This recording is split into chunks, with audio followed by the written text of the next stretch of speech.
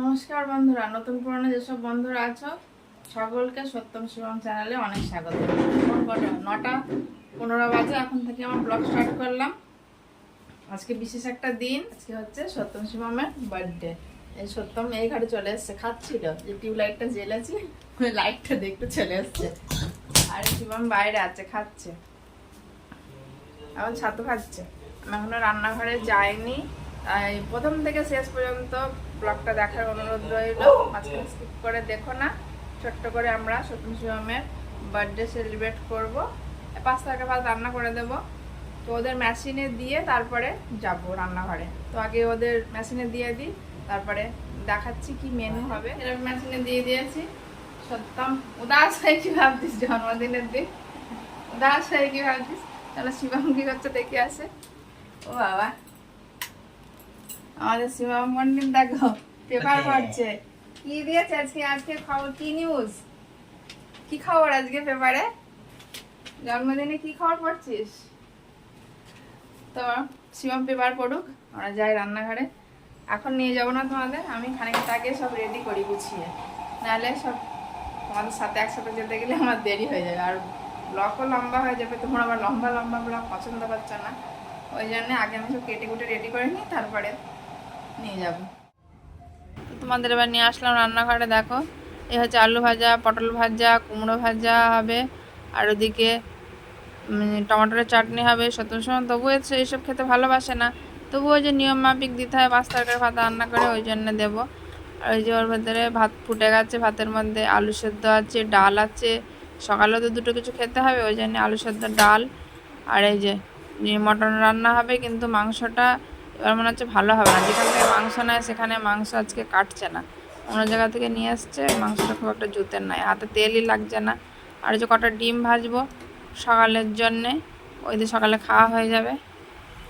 এই যে আপাতত রান্না কমপ্লিট।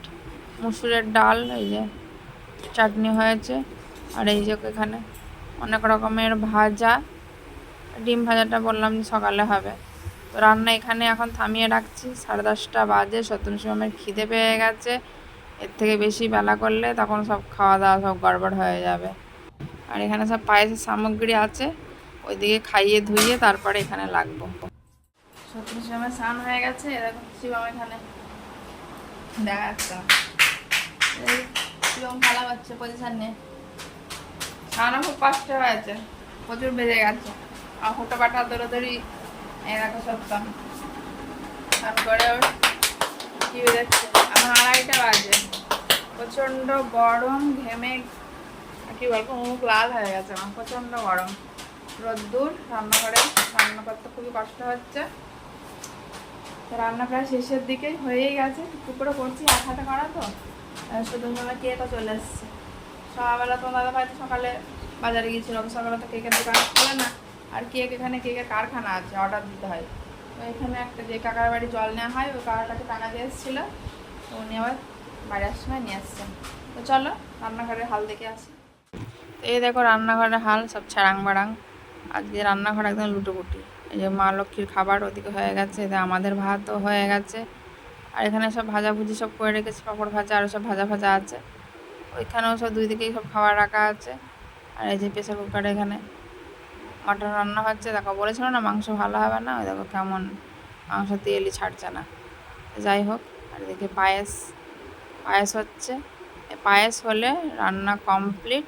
এই পায়েস বসিয়ে রেখেই সব কাজ সব গোছাবো, যা সব ছাড়াং বাড়াং কাজ হয়ে রয়েছে। সে এক হাতে কাজ করা না, খুবই অসুবিধা হচ্ছে। আর তোমার দাদা ভাইয়েরও আজকে ধুম লেগেছে যে আজকে একটু যে হাতে হাতে একটু কাজ করে দেবে। আজকে উনি জল নিয়ে বসেছে, যেদিন বেশি আমার দরকার হয় সেদিন ওনার কাজ বাড়ে।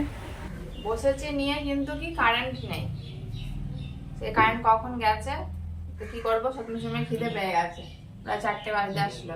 ভেবেছিলাম যে এখন পুরো ভালো করে স্নান করো, সকালে স্নান করেছি কিন্তু আর ভালো করে ফ্রেশ হওয়া গেল না, সত্যম সময় খাওয়া হবে না, ওই জন্য দিয়ে দিচ্ছি। আর সকালে আবার স্নান করেছি, একবারে সব ধুয়ে নিয়ে তারপর স্নান করবো। ওরাও বসে পড়েছে টেবিলে, ওয়েট করছে, বলছে কখন দেবে আমাদের খেতে।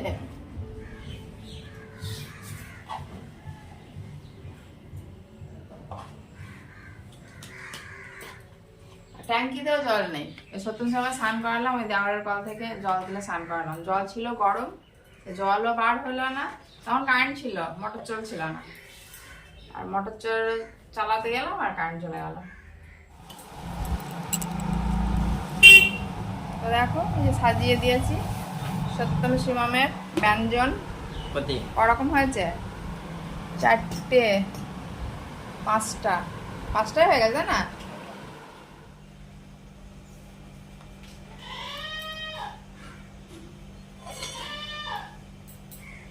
নাও এবার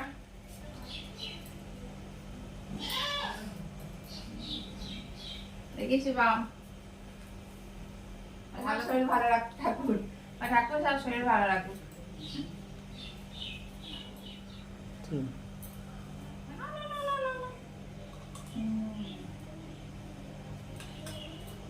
নাও একটু নাও।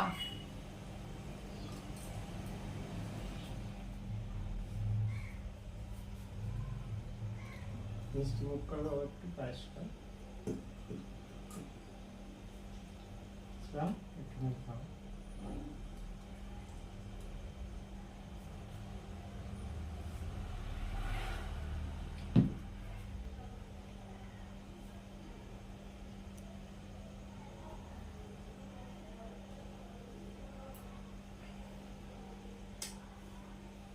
তাহলে শিবম সত্যম শিবম খেয়ে নি, পরে যখন আবার কেক কাটা হবে তখন আবার ঘুরে আসছি।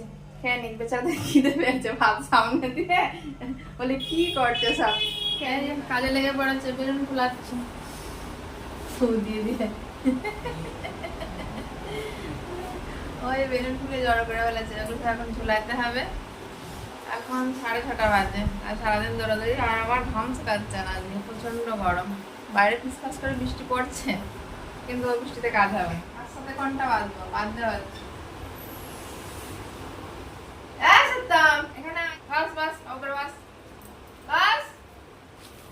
হ্যাঁ সেলাই সেলাই ওই ওই বাস এখানে খেলা কাট বেলুন খেলা কাট সাজাচ্ছি। আর ওই যে সত্যম শিবম বসেছে দেখতে, মজা করছে,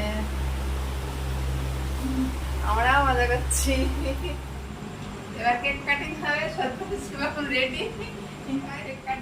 কেটে ফেলা কাটবে, হাসছে কাটা হচ্ছে না, কাটো 2-3 মিনিট কাটো। আমি উইশ করি happy birthday happy birthday to you, happy happy birthday to you Satyam Shivam, happy birthday to you.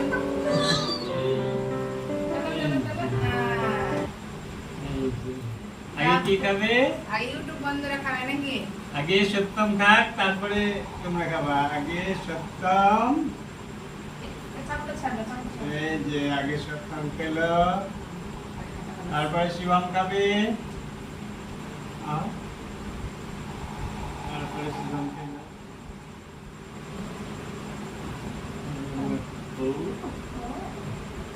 বলছে ওই শিবম মুখ দেখাচ্ছে না, মুখ আড়াল করে আছে। এখন খা, মুখে ক্রিম ভর্তি হয়ে গেছে। বন্ধুদের একটু দাও। না এই পিসটা হচ্ছে তোমাদের সত্যম শিবমের জন্মদিনের তরফ থেকে তোমাদের কেক। কেমন হয়েছে কমেন্টে জানাবে। হ্যাঁ টেস্ট কেমন, আসলে এই কেকটা খুব টাটকা কেক, একদম কারখানা থেকে একদম স্পেশালি হয়ে বানানো। কেমন টেস্ট হয়েছে অবশ্যই জানাবে। হ্যাঁ না নাও তুমি খাও।